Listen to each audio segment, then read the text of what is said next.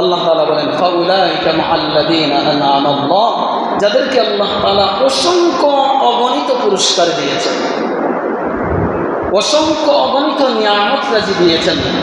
এর মধ্যে এক নাম্বার মিনান নাবিয়্যিন। সুবহানাল্লাহ, সবাই বলেন সুবহানাল্লাহ। এক নাম্বার যেই দলকে দেখাইবেন মিনান নাবিয়্যিন, সমস্ত নবী রাসূলকে আল্লাহ তাআলা জান্নাতে রাখবেন। একবারে আদম আলাইহিস সালাতু ওয়াস সালাম থেকে নিয়ে ঈসা রূহুল্লাহ পর্যন্ত যত নবী রাসূল দুনিয়াতে আগমন করেছেন, দুইটা কর্মসূচি পালন করলে সবাইকে আল্লাহ তাআলা জান্নাতে দেখাইবেন। চিৎকার দিয়ে বলেন সুবহানাল্লাহ। দুই নম্বরে আল্লাহ তাআলা বলেন মিনান নাবিয়্যিনা ওয়াস সিদ্দীকিন। দুই নম্বর যেই দলকে দেখাইবেন সিদ্দিকদের দল।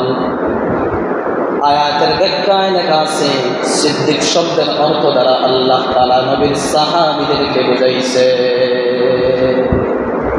যেমন আবু বকর সিদ্দিক, উমর ফারুক, উসমান গনি, আলী, নবীর যত সাহাবীরা ছিলেন সবাই সিদ্দিকদের দল, সত্যবাদীর দল।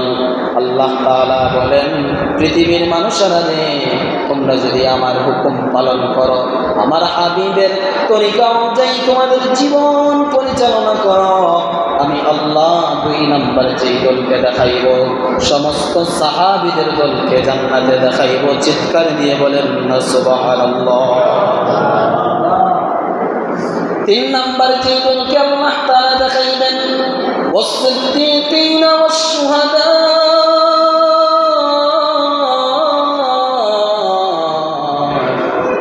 তিন নম্বর যেই দলকে, যেই শ্রেণীকে আল্লাহ তাআলা জান্নাতে দেখাইবেন, এই শ্রেণীকে আমরা কোনদিন দেখি না।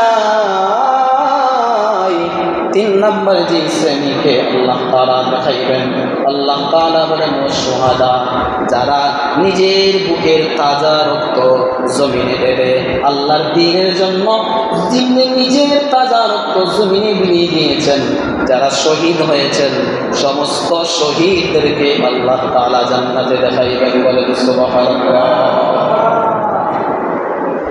যত শহীদ ছিলেন আল্লাহর জন্য, আল্লাহর দ্বীনের জন্য, ইসলামের জন্য, রাসূলের জন্য, কোরআনের জন্য, যারা শহীদ হয়েছেন আল্লাহ তাআলা বলেছেন ওয়াশ-শুহাদা, তোমরা যদি দুইটা কর্মসূচি পালন করো, আমি আল্লাহর হুকুম মানো, আমার রাসূলের তরিকা অনুযায়ী জীবন যাপন করো, তিন নাম্বার যেই দলকে আমি আল্লাহ তাআলা জান্নাতে দেখাইব, এই দল হচ্ছে শহীদদের দল।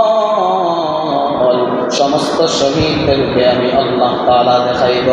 চার নম্বরে আল্লাহ তাআলা বলেন ওয়াস-সালিহিন। চার নম্বর যেই দলকে আল্লাহ তাআলা জান্নাতে দেখাইবেন, আল্লাহ তাআলা চার নম্বর দলের ব্যাপারে বলেন ওয়াস-সালিহিন, যারা আল্লাহর ওলি, আল্লাহ তাআলা তাদেরকে জান্নাতে দেখাইবেন। বলেন সুবহানাল্লাহ। যেমন আমাদের সিলেটের জমিনে শাহজালাল মুজাদ্দিদ ইয়ামানি রাহমাতুল্লাহি আলাইহিকে আমরা কোনোদিন দেখি নাই।